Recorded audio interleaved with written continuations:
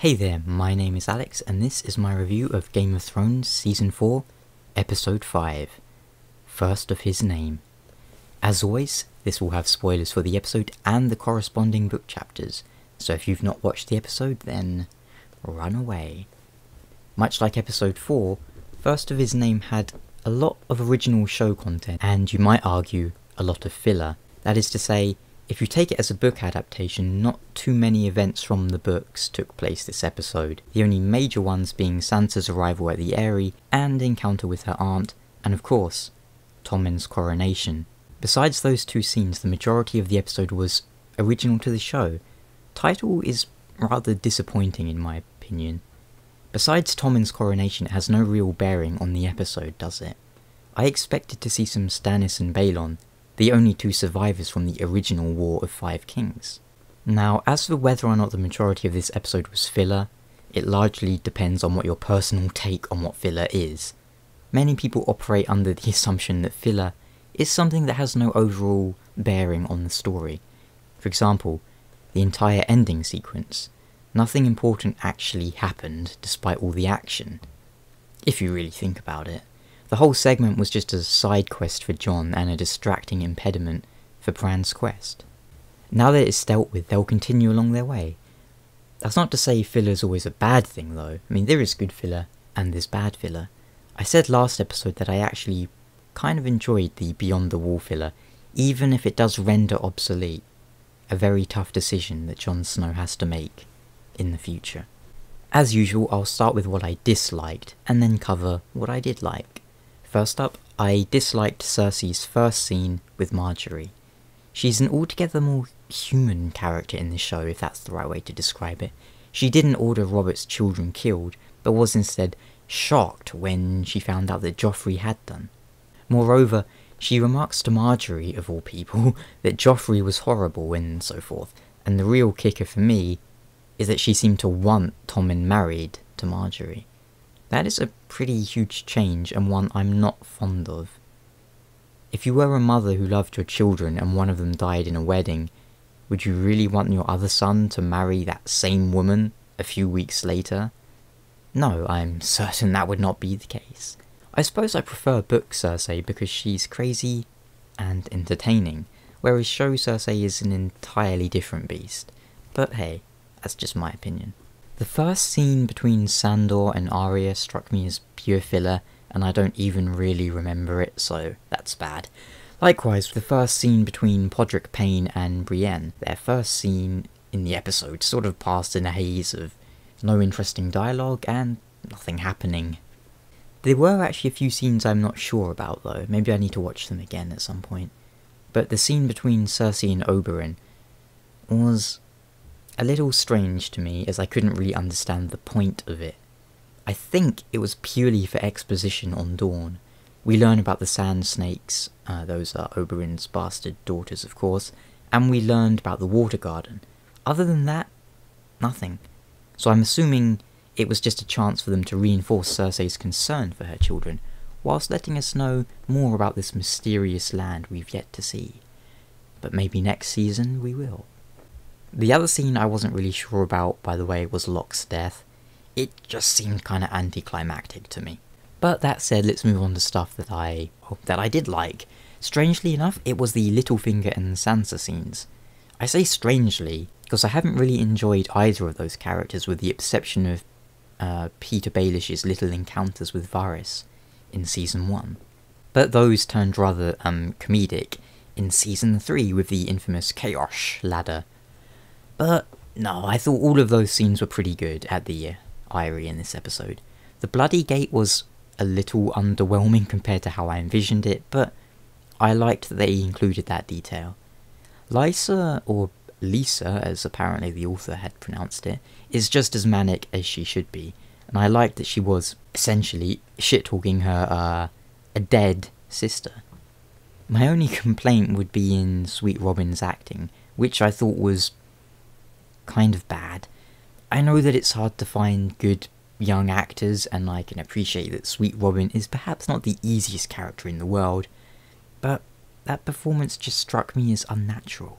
I felt like I was watching a modern day kid throwing a tantrum or something. I don't know, maybe it had something to do with his mannerisms and the like. Either way, it's a small complaint, and it hardly ruined the scene.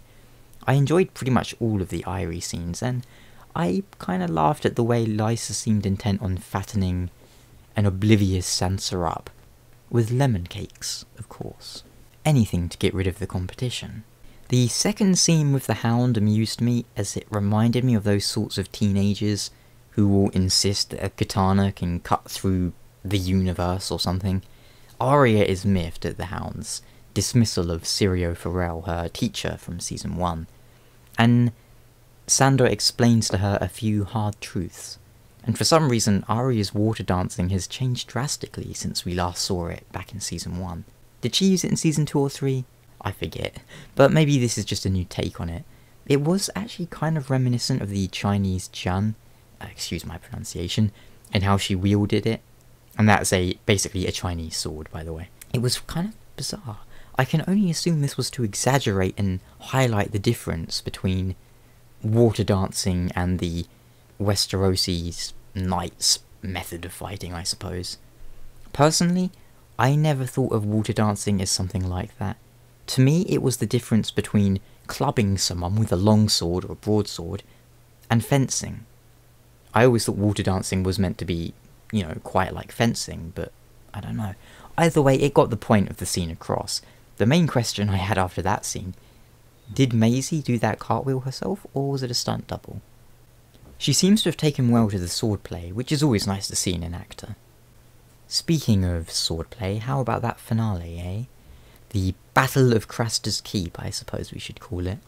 As I mentioned earlier, I was rather disappointed with how Locke just up and died so quickly. I genuinely enjoyed his character, which is very rare for a show original character, most of whom kinda suck. And I was hoping to see some more of him. Oh well. Overall, I enjoyed the battle and those related scenes, but I do have one complaint to get out of the way. It was full of, like, Hollywood tropes and cliches. You know, the whole Bran and Jon being feet away but never speaking, Jon never even seeing that Bran's there. Despite knowing that, well, no, he didn't know Bran was there, did he? No, but he knew Bran was north of the wall, but he didn't know Bran was at Craster's, right? Yeah, that makes sense, but still, that whole thing was kind of cliche. It made me roll my eyes. Likewise, the duel between Dirk and Jon was just... that genuinely belonged in a stereotypical Hollywood action movie. Fight begins, bad guy gets the upper hand, something distracts him, good guy beats him. Did it really need to go down in such a cliched way? The fight was just kind of boring. Now, props to the actors for their work, it wasn't their fault, but the fight choreography was uninspired. There wasn't really any tension. Maybe I'm expecting too much for a TV show, which obviously has budget and time constraints, but I really think that fight could have been done better. Carl, was using two small blades, and yet he didn't really take advantage of that at all. Jon is here swinging around a bastard sword, which is much longer than a longsword, in close quarters, and yet they ignored that entirely. He didn't get to the inside of Jon's swings, or he just kind of stood there whacking at Jon whilst Jon whacked at him. And we know that Jon is quite an accomplished swordsman, but we didn't see any of his quick thinking or skill. He just happened to get saved by a wildling woman, and then stabbed Carl in the face. Who even does that? As opposed to running him through the heart, or, I don't know, slitting his throat. Again, it was for dramatic effect, and perhaps it was karma, as you'll remember that Craster himself died with a dirk through the mouth. I know that all sounds rather harsh, but I'm only being critical because I like the show, and yes, I liked that whole scene, even though it's pretty much filler. It was nice to see Hodor, Hodor, Brandor in action, but it would have been better still to see him picking up mutineers and throwing them around on like a Hodor rampage. So, quite a divisive episode. Parts of it I enjoyed, other parts were meh.